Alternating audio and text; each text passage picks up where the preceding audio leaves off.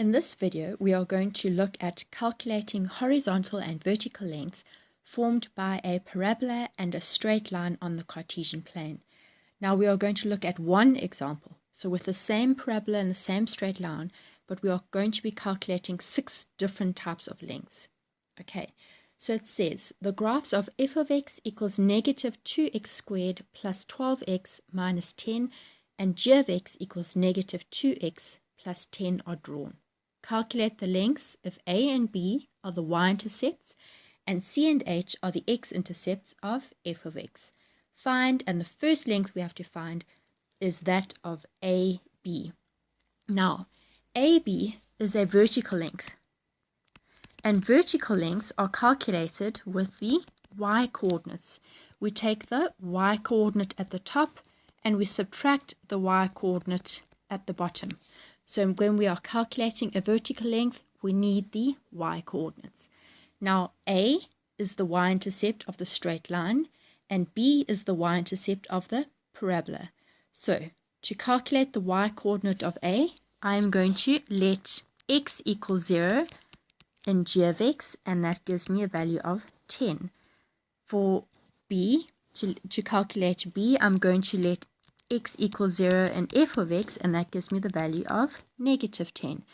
So the vertical length of AB is equal to the y-coordinate at the top, which is the y-coordinate of A, minus the y-coordinate at the bottom, which is the y-coordinate of B. So that is 10 minus negative 10, which gives me 20, and because it's a length, I write units. The second length that we have to find is the length of CH. Now, CH is a horizontal length, and horizontal lengths are calculated using the x-coordinates, where we take the x-coordinate on the right and we subtract the x-coordinate on the left. So that means we need the x-coordinates of C and H. Now, the significance of C and H is that they are the x-intercepts of the parabola, and we know how to calculate that. So, to find the x-intercepts, we are going to let y equals 0 in the parabola. So I have 0 equals negative 2x squared plus 12x minus 10. Now, you can either factorize that or use your calculator and find the x values. I'm going to factorize it for those that would like the revision. So I'm going to divide through by negative 2. So I have 0 equals x squared minus 6x plus 5, which factorizes easily into 2 brackets as x minus 5, x minus 1. I let each factor equal 0 and solve for x. So that gives me x equals 5 or x equals 1. Now, 1 is a smaller number, so that is the value of C, and x is the greater number, so that would be the value of h. So, CH is the length of the x-coordinate of h minus the x-coordinate of C, which is 5 minus 1, which gives me 4 units. Right, the third length that we are going to calculate is the length of IJ if OI equals 7 units. Now, IJ is a vertical length, and remember, for vertical lengths we need the y-coordinates. So I need the y-coordinate at the top, which is the y-coordinate of I, minus the y-coordinate of j, which is the y-coordinate at the bottom. Okay, now we need to see how we can calculate those. Now, the y-coordinate of I is easy to know because I sits on the x-axis. So I know that for I, y is equal to 0. Okay, now how can I calculate the y-coordinate of j? What information do I have? They tell me that OI equals 7 units. So if OI equals 7 units, I know that the x-coordinate of I is 7. But since IJ is a vertical line, J's x-coordinate is also 7.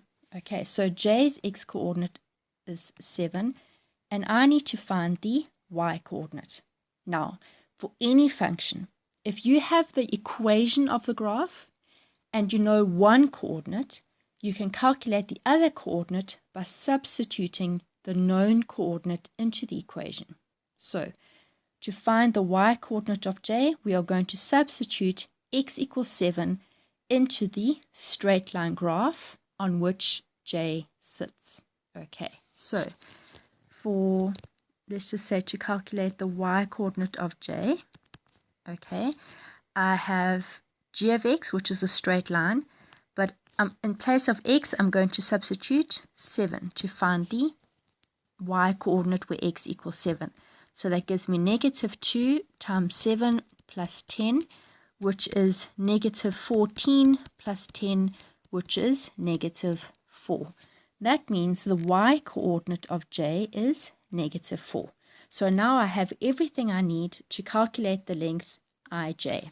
So ij, being a vertical length, means we take the y coordinate at the top, which is the y coordinate of I, and we subtract the y coordinate at the bottom, which is that of j. So I have 0 minus the y coordinate of j, which is negative 4, and that gives me positive 4 units. The fourth length that we have to find is the length of df. Now, df is a horizontal line. To calculate a horizontal line, I need the x coordinates. Okay, so I need to make sure that I can calculate the x coordinates. Okay, so what is the significance of d and f? Okay, d is a point of intersection of the graphs. So I could find the coordinates of d. Okay, so once I have found the coordinates of d, I can know the y coordinate of f, because d and f, if they lie on a horizontal line, it means that they have the same y coordinates. Okay, but now if I want to calculate the length df, I need the x coordinates. So once I know the y coordinate of f, I'm going to substitute into the parabola's equation, because f sits on the parabola, to calculate the x coordinate. Okay, so that's the explanation, but let's break it down. So I'm first going to find the coordinates of d, which is the point of intersection of the two graphs. So I need to find the point of intersection. So I'm going to equate the two graphs. So I have negative 2x plus 10 equals negative 2x squared plus 12x minus 10. I need to write this in standard form. So I have 0 equals negative 2x squared. I'm going to add 2, so that gives me plus 14x.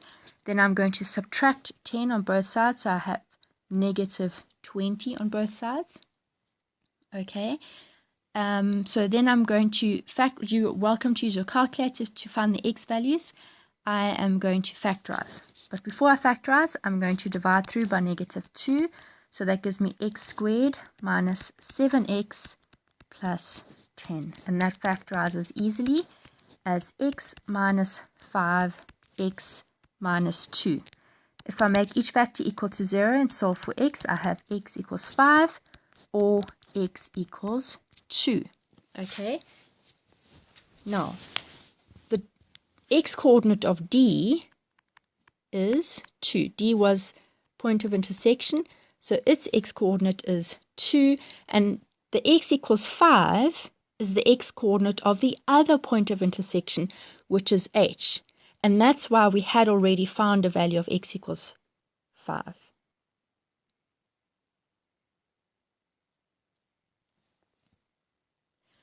Okay, so I just need x equals 2.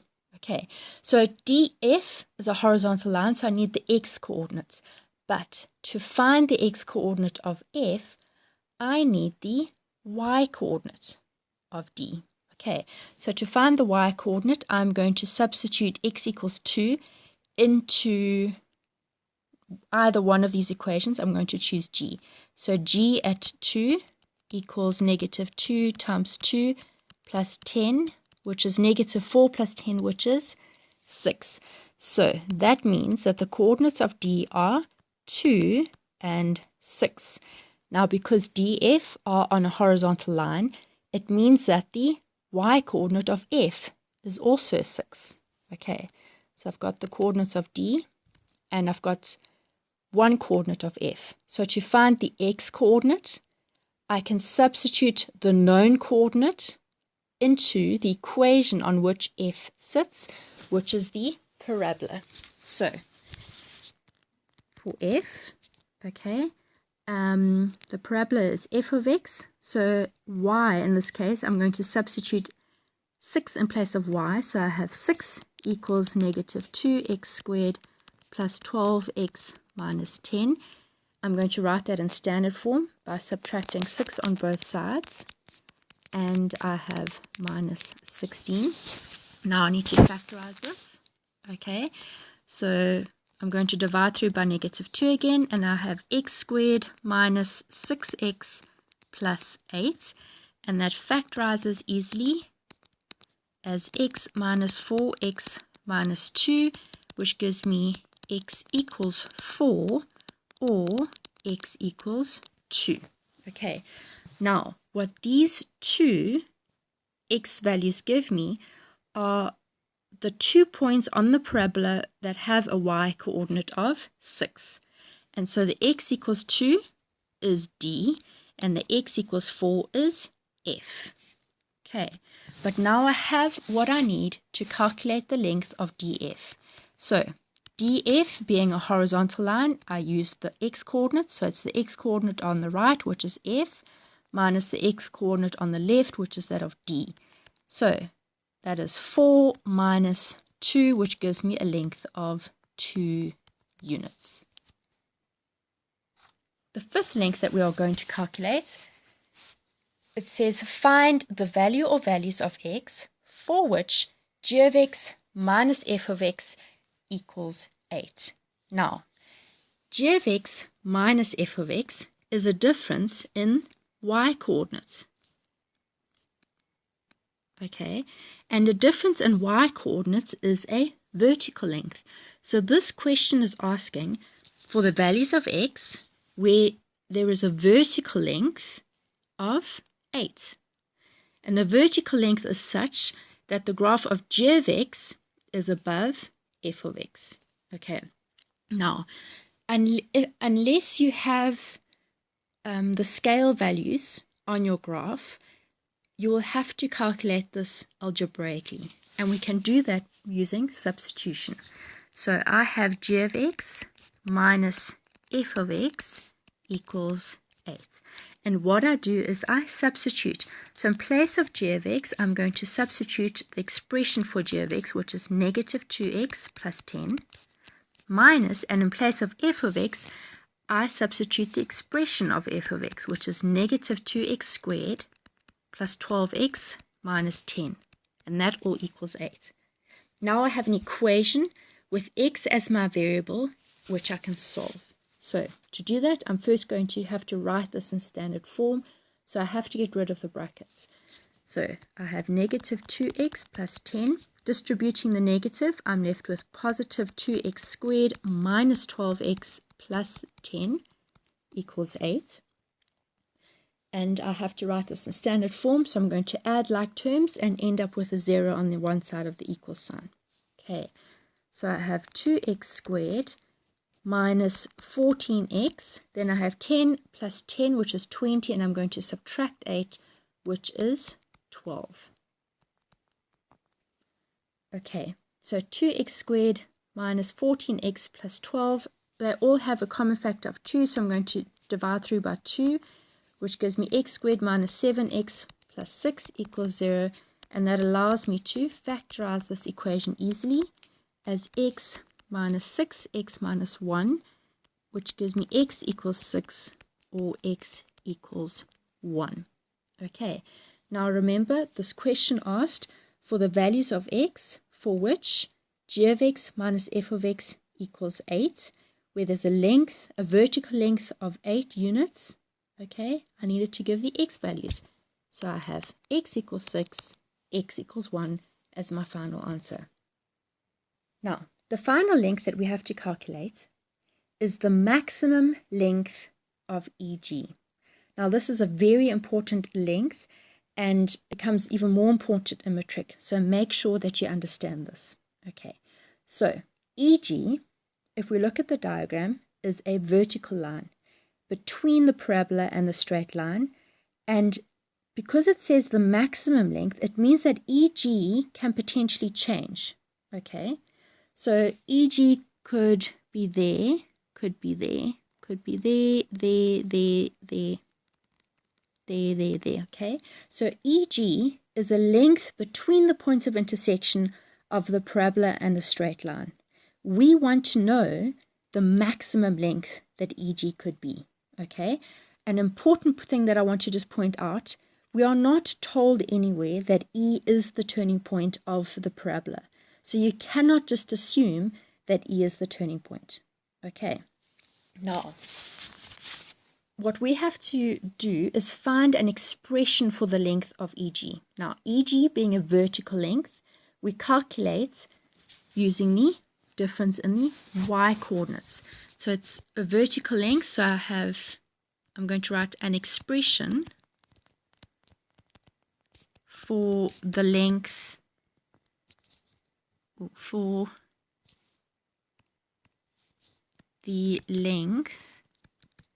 of EG. Okay, I'm going to let y represent the expression of the length, and then I'm going to take the difference in the y value. So I'm going to say the y coordinate of E minus the y coordinate of G.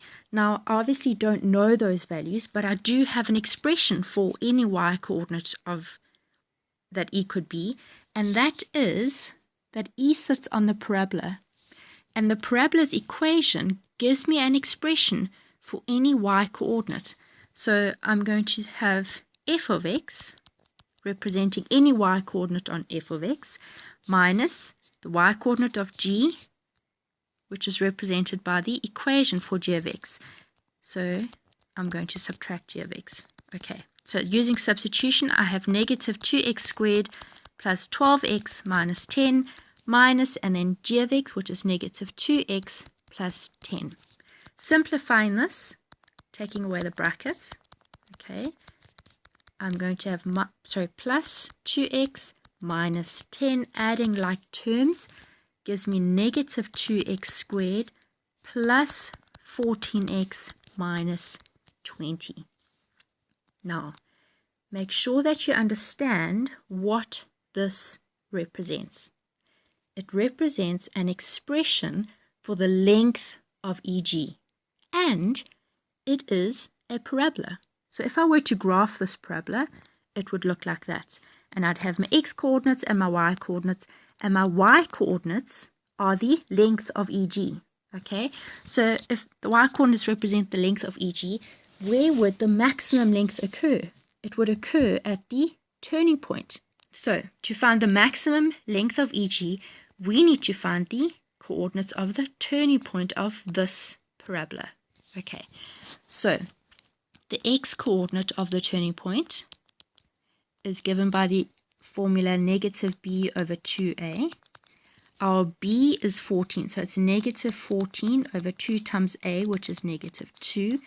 And that simplifies to negative 14 over negative 4, which simplifies to 7 over 2. Now, that is the x-coordinate, but the y-coordinate represents the maximum. So to find the y-coordinate, I'm going to substitute this x-coordinate into the equation of the parabola, which represents the length of EG. So y equals negative 2 times 7 over 2 squared, and then it's plus 14x, which is 7 over 2, minus 20. And if I calculate that, it gives me 9 over 2, which is 4.5. And since we are talking about a length, it is units. Okay. So I'm going to quickly recap this example. Okay. EG is a vertical length formed between the parabola and the straight line. But we are not told that E is the turning point. So E could be anywhere on the parabola between D and H. Okay, now because it is potentially variable, we cannot know the exact y-coordinates, but we do have an expression for a y-coordinate on the parabola and an expression for any y-coordinate on the straight line. And those expressions are the equations of the graphs. Okay, so EG is a vertical line, so I can write it as a difference in the y-coordinates, but in this case my y-coordinates are full expressions of each graph. So I substitute those and I simplify. The simplified form of the expression represents the length of EG, and it happens to be a parabola. Now, if I graph a parabola, I know that a maximum or minimum value occurs at the turning point. And remember, the y represents my expression for the length of EG. Okay, so I need ultimately the y-coordinate of this turning point. To find the y-coordinate, I first need the x-coordinate, which I calculate using the formula x equals negative b over 2a. And once I've calculated that x-coordinate, I substitute into the parabola to find y. And the y-coordinate is my length of EG.